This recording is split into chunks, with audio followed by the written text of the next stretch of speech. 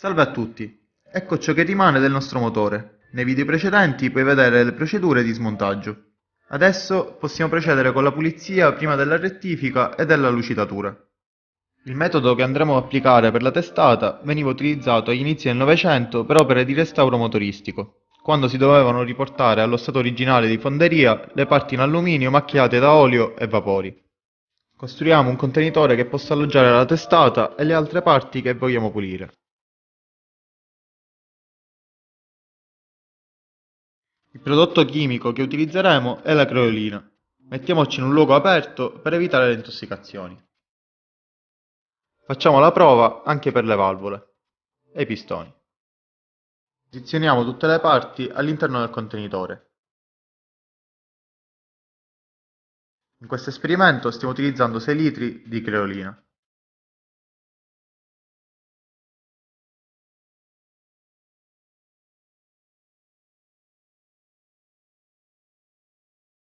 Lasciamo agire per tutta la notte e domani mattina sciacquiamo tutto.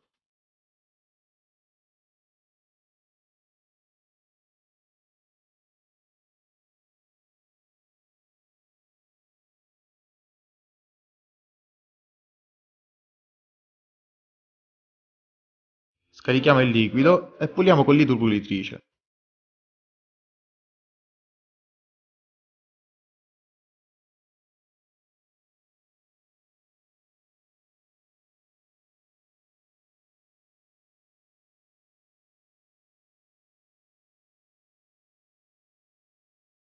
Rimuoviamo ogni traccia di acqua e puliamo con benzina e diluente.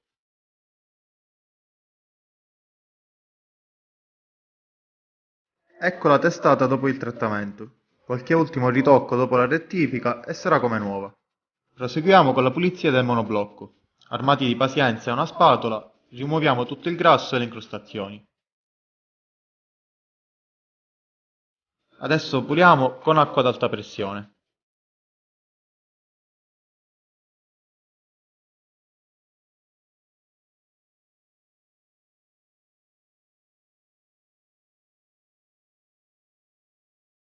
A questo punto rimuoviamo ogni traccia di acqua. Ripuliamo con benzina e diluente.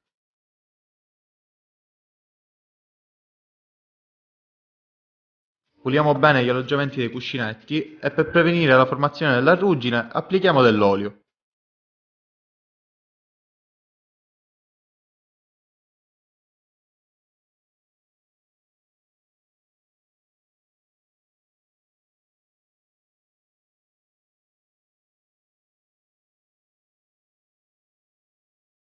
Procediamo con la pulizia dei pistoni. Con la lama del cutter rimuoviamo le incrostazioni sul cielo.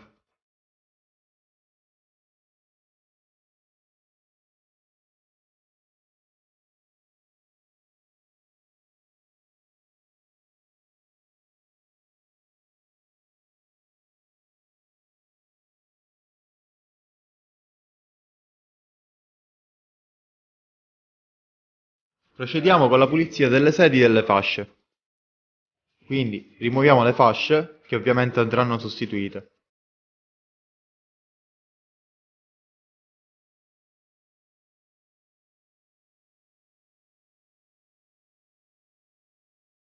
Rompiamo una fascia e mettiamo del nastro sulle dita per evitare dei tagli sul lungo periodo di lavorazione. Procediamo con la pulizia delle sedi.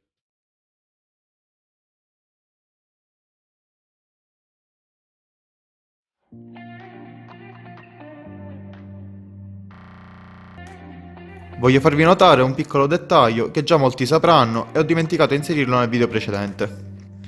Le basi e i corpi delle bielle sono numerate.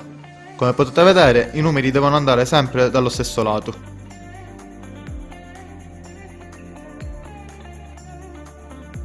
Le bronzine hanno delle tacche, che anch'esse devono stare dallo stesso lato. Inoltre, non scambiare le bronzine superiori con quelle inferiori. La biella contrassegnata dal numero 1 deve essere montata sempre dal lato del primo cilindro, quindi dal lato della distribuzione. Anche in questo caso, qui abbiamo la parte liscia e qui la parte con le tacche. Sempre per prevenzione della ruggine mettiamo dell'olio sulle bronzine. Le valvole hanno avuto la meglio sulla creolina, quindi passiamo alle maniere forti prima di farle rettificare. Prendiamo il trapano e colleghiamo la valvola nel mandrino.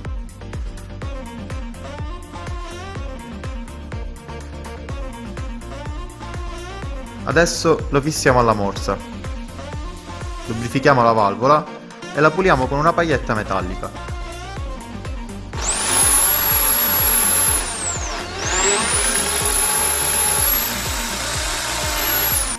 Ripetiamo l'operazione per le altre 3.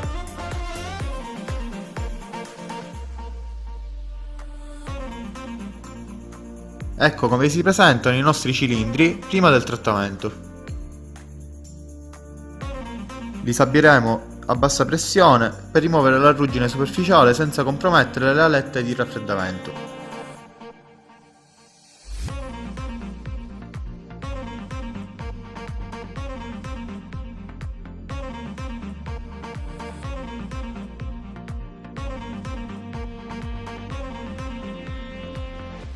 Come potete vedere, abbiamo rimosso un po' di ruggine in maniera meno invasiva. Iscriviti al nostro canale per non perderti la continuazione.